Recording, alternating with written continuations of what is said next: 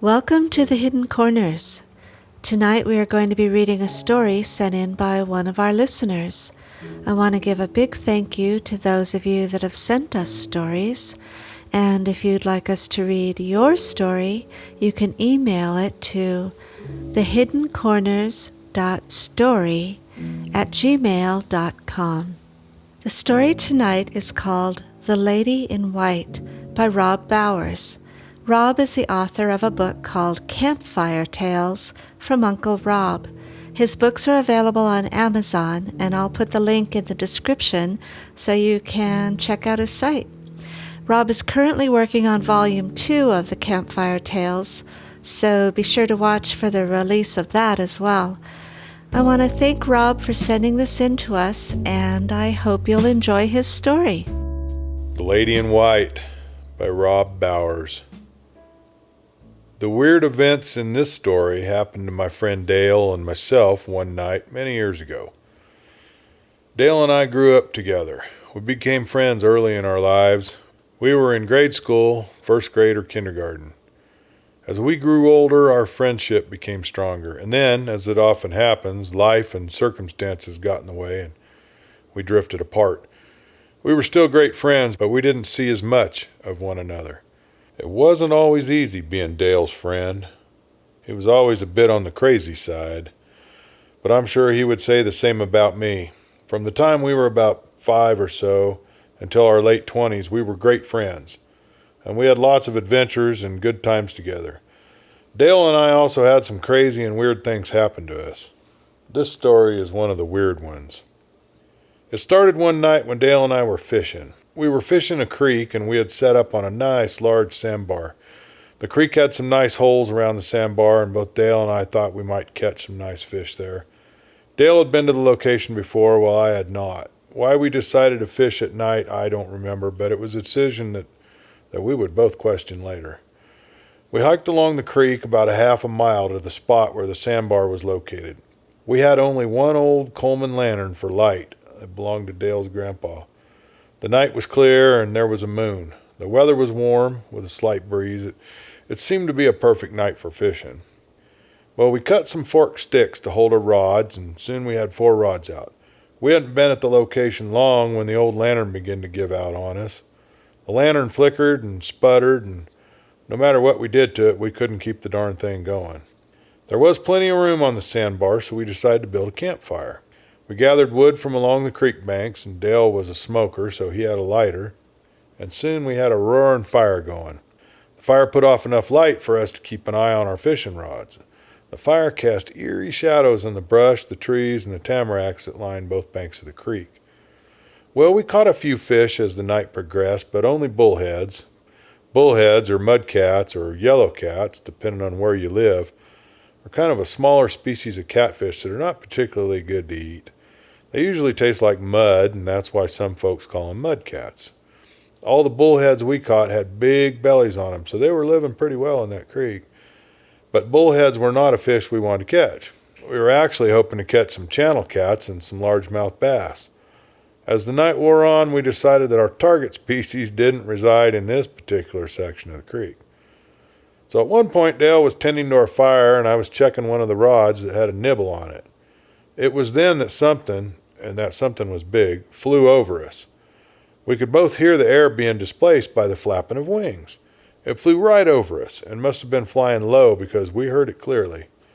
We both stood up quickly and looked up into the night sky. Neither of us saw anything. Then we looked at each other. "What the hell was that?" I asked Dale. "I don't know." Dale was looking around just like I was, but it was big. "A bird, maybe?" I wondered aloud. "What kind of bird flies at night?" Dale asked me. "Well, only owls and nighthawks, as far as I know." Maybe it was a bat, Dale thought. Yeah, maybe. I looked around us, but if so, that was one damn big bat. "So maybe a bunch of bats?" Dale asked. "It didn't sound like a bunch of bats," I reminded him. "It sounded like one great big thing flapping its wings." Suddenly, the flying thing was over us again. We both heard it and felt it pass right over us.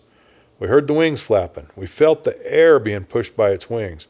We both ducked instinctively, and we both yelled, as the thing flew over us from behind. On the wall of vegetation across the creek from us, we saw a huge shadow. The campfire was casting light and shadows, and those shadows were suddenly dominated by a huge shape. The shape of something big with wings. It was only visible for a moment, but we both saw it. Whatever this thing was, it flew over us low enough so that the light from the campfire cast a shadow on the trees and the brush. "It's a pterodactyl," Dale yelled. "A what?" I yelled back. "I saw it," Dale told me. I only saw the shadow, and I know that shadows are always bigger and exaggerated outlines of whatever the light is shining behind, right? They get bigger. One need only look at his or her own shadow as they walk along with the sun behind them to realize that. Your shadow can be 12 feet tall. So I knew the shadow was likely bigger than the thing that cast it onto the brush. But Dale was adamant about what he saw. "I saw it," he told me. "It flew right over us. A huge dark shape with wings." "Well, that can't be," I reasoned. "Pterodactyls are extinct." "Then what was that?" Dale asked me. He was wide-eyed. I probably was too. "I don't know," I admitted. "Some kind of big bird, a sandhill crane maybe?" "Do cranes fly at night?" Dale asked. "Do they dive bomb people?" Well, he had me there. "I don't think they do either, normally. See?" Dale pointed a finger at my chest. "Pterodactyl." "Well, maybe it's a sandhill crane that has a nest nearby." I threw my hands up. Birds act way crazy when protecting a nest. "Do cranes even nest around here?" Dale looked around some more. "I have no idea," I admitted, "but you have to admit, a crane makes more sense than a pterodactyl." Yeah, Dale wasn't too happy about the whole situation. "I don't care what it was. Let's get out of here." "I'm for that," I declared. We gathered up our gear and started hiking back to my truck. Both of us kept one eye on the sky all the way back, but we saw and heard nothing. If whatever the flying thing was had only wanted to run us out of the area like a crane with a nest, it had succeeded. We left and didn't see it again. If only the story of that night ended there, but it did not. Less than half an hour later, Dale and I were in my truck heading home. We were still talking about that flying thing we had encountered at the creek. I was still leaning on it being a sandhill crane, but why it acted the way it did, flying low over us, that was a mystery. Dale was sticking to his pterodactyl theory. He said he got a better look at it than I did. That was true. I hadn't seen the thing at all, really. I just saw the shadow. Our discussion on the identity of the flying thing stopped when I drove over a small hill and came down into a straightaway. Standing on the right-hand side of the road was a lady in white. I saw her and I slowed down. "Who is that?" Dale asked as the truck approached her. "No idea," I told him. "What is she doing way out here?" "Broke down?" Dale wondered. "I don't see a vehicle," I stated. We did not pass a vehicle. We did not see a vehicle ahead, at least as far as the truck's headlights reached. As we coasted by her, Dale and I both stared at her. It was hard to tell her age. She had long dark hair. Her hair hung over her face enough that we couldn't really discern much about her features. Her hair seemed to blow across her face from right to left, and what she was wearing seemed odd too. She seemed to be wearing a long white dress, or maybe a nightgown. It reminded me of what the little girls used to wear for bed attire on the old show, Little House on the Prairie. Her dress was white. It was long, down to her ankles, and it was real thick material. It seemed to reach all the way up to her neck. There was no neckline at all. She didn't move as we went by. The truck went by her about 4 truck lengths, and I stopped. I looked in the mirrors to see her. The dust settled after a few moments. I put the truck in reverse. "What are you doing?" Dale demanded. "She must be stranded or lost," I said to him. "Maybe she needs help." "Maybe we should just get the hell out of here." Dale was looking in the passenger side mirror. "I would hate to just leave a woman out here alone," I told him. "What if she isn't alone?" Dale asked mysteriously. I had not thought of that, but I backed up anyway. I backed up far enough we should have gone past her. But we didn't see her. She was gone. "Where did she go?" I wondered aloud. "This is creepy," Dale said. "Let's go." "Hang on," I told him. I put the truck in park. opened the door, and got out. "Are you nuts?" Dale asked me. "I want to check on her," I told him. I got out and I walked around to the passenger side of the truck. I looked all around. I looked down the fence line. I looked in the bar ditch. I walked across the bar ditch and climbed up to the fence. I looked into the field beyond there. It was too dark. I saw nothing. "Hello," I called. "Do you need help?" I got no answer. "Hello," I called loudly again. Only silence answered me. That's weird, I thought aloud. Where would she have gone? I couldn't imagine her climbing over that fence. That fence was 5 strands of barbed wire. That white dress she had on would have made getting it over exceedingly difficult, especially given the short time she had to vanish. Dale, he never got out of the truck, but he now had the window down. "Get your butt back in the truck," he yelled at me. "Let's get the hell out of here." I looked around one last time. There was still no sign of the mysterious woman in white. I shrugged. I walked across the ditch, around the back of the truck, and as I did, I took a peek into the back, just in case. I saw only our fishing gear. I walked up and got back behind the wheel. "You're out of your damn mind," Dale informed me. "What?" I looked over at Dale. He was wide-eyed and nervous. "Why do you say that?" "There was something about her," Dale said. "She gave me the creeps." You're the one who's nuts," I told him. "Oh, yeah?" Dale reached over and smacked me on the arm. "Then where'd she go?" "Well, that is weird," I admitted. "I wonder who she is, and what is she doing way out here?" "It can't be anything good," Dale stated. We got down the road to a county road intersection, and I stopped, even though there was no stop sign. I held the brake down and looked in my mirrors. We sat there for a few minutes. "What are you doing now?" Dale asked me. I looked over at him. He knew me very well. He instantly knew what I was thinking. At least he thought he did. "If you turn around and go back, I will freaking kill you," Dale yelled at me. "I was just thinking we should take another look," I said to him. "Then let me out," Dale said firmly. "I ain't going back." I laughed out loud. "You want to wait here?" "That's better than going back," Dale told me. "No way." "In the dark?" I raised an eyebrow at him. "Alone?" "Cut it out." Dale now knew I was messing with him. "Take me to my grandparents' house." "Okay, I will," I laughed. "But first I want to stop at the courthouse." "The courthouse? What for?" Dale asked me. "I want to report this," I told him. Dale shook his head. "They will just think you're nuts," Dale told me. "We," I spoke. "Huh?" Dale looked at me. "We," I told him. "They will think we are nuts. You're going with me." "Hell no," Dale was still shaking his head. "Not me." "Look, man," I tried to reason it out with Dale. "If it's just me, they probably will think I'm nuts. But if we both report it, they will think we are both nuts." Dale finished my sentence. "Well, maybe so," I admitted, "but I still think we should report it." We argued about it all the way to town. We were still arguing about it when I pulled in and parked at the courthouse. I pulled the keys and held them up, shaking them at Dale. "Come on," I urged him, and got out. "Probably going to lock us both up," I heard him muttering as he relented and got out of the truck. "Just let me do the talking," I told Dale as we entered the building. "That's not going to be hard," Dale muttered behind me. We turned into the sheriff's office. There was a lady behind the high counter, the night dispatcher, I assumed.